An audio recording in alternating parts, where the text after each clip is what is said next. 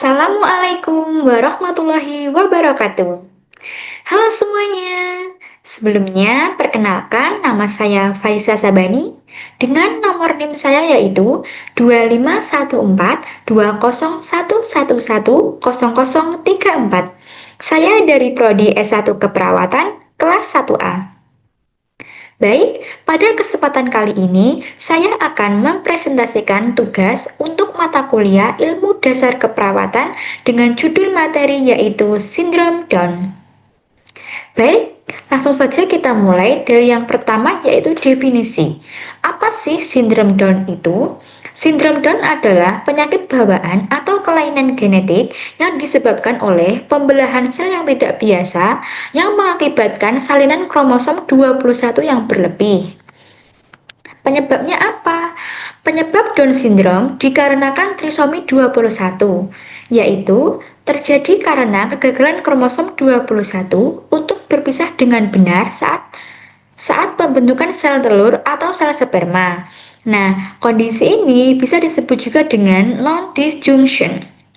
Nah, jadi kalau biasanya setiap kromosom berjumlah 2 salinan, pada sindrom Down ini terdapat 3 salinan kromosom nomor 21. Adapun faktor lain yang dapat meningkatkan resiko terjadinya non-disjunction yaitu yang pertama ada faktor genetik.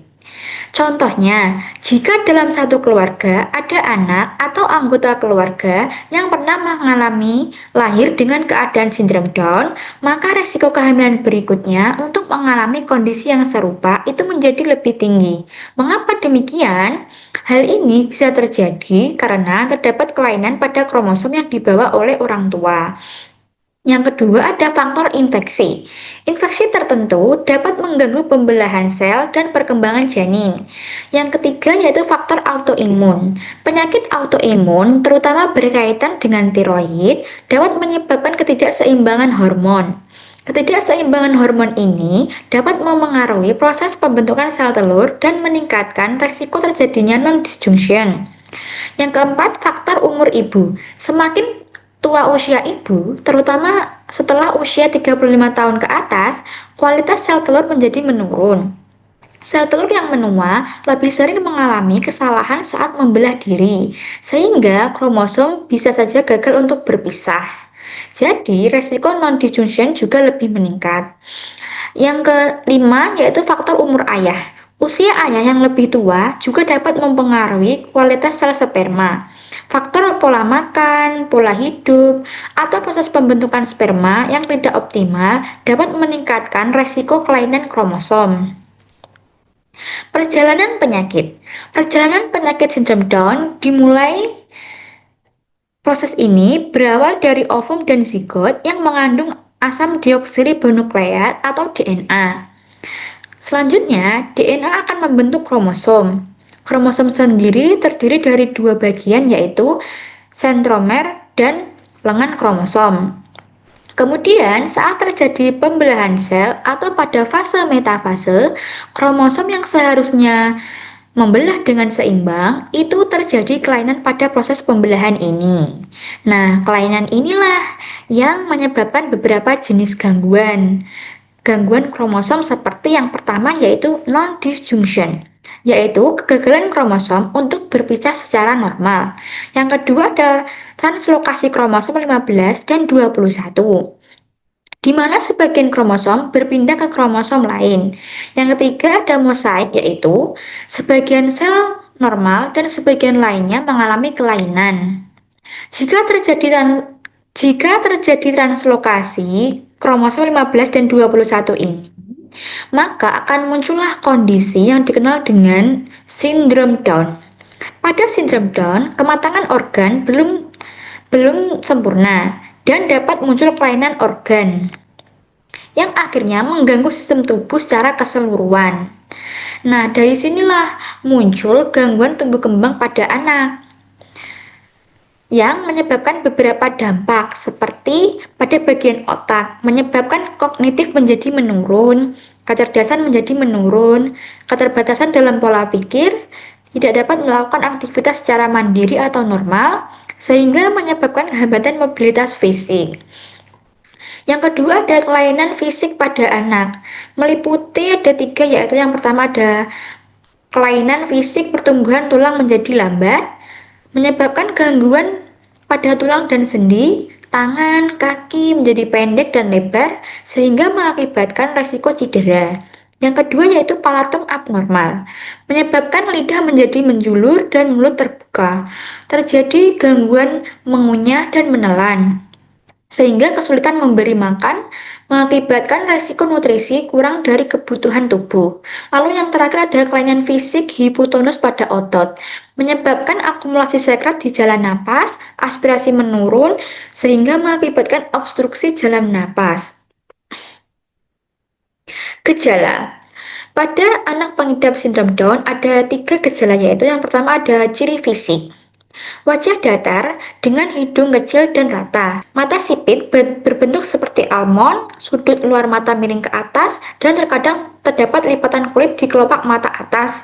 Bintik-bintik putih kecil pada iris mata atau bintik Brushfield juga bisa muncul.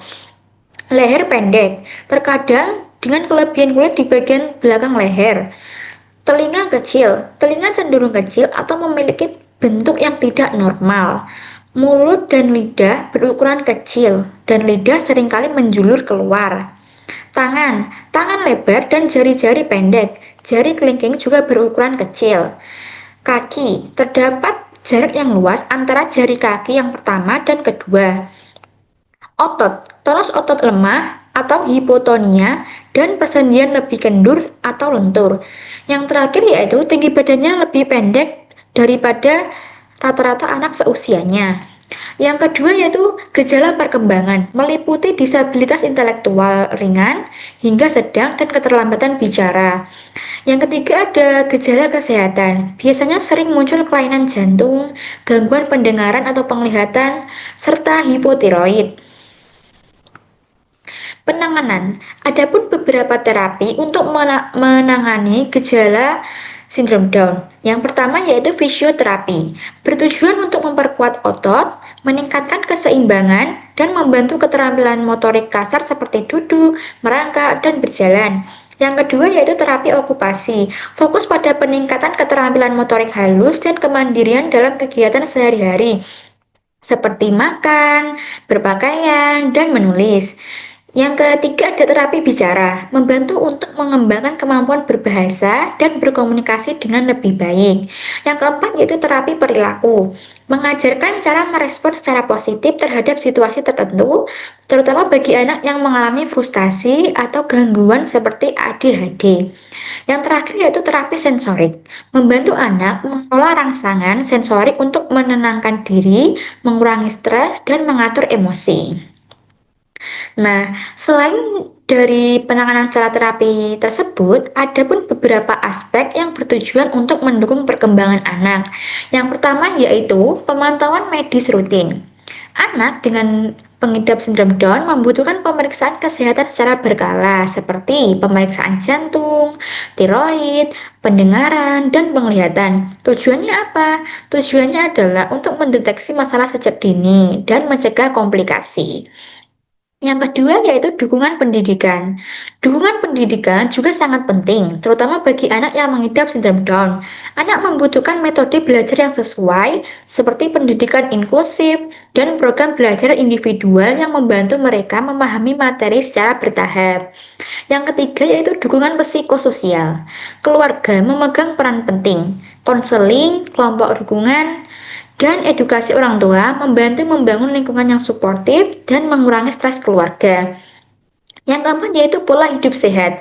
Penerapan pola hidup sehat seperti makan bergizi dan aktivitas fisik itu sangat penting untuk menjaga kondisi tubuh dan mencegah obesitas pada anak. Yang kelima yaitu pelatihan kemandirian. Anak diajarkan keterampilan sehari-hari seperti mandi, berpakaian, makan, serta kemampuan sosial, sehingga anak menjadi lebih mandiri dan tidak terlalu bergantung kepada orang tua. Yang terakhir yaitu kesimpulan. Sindrom Down adalah kelainan genetik yang terjadi akibat adanya kelainan salinan kromosom yang memengaruhi perkembangan fisik dan mental. Meskipun tidak dapat disembuhkan, penanganan yang tepat seperti terapi fisik, terapi wicara, pendidikan khusus, dan dukungan keluarga dapat membantu penderita sindrom Down berkembang lebih optimal. Mungkin cukup sekian presentasi dari saya. Bila ada kesalahan, saya mohon maaf. Saya akhiri. Wassalamualaikum warahmatullahi wabarakatuh. Terima kasih.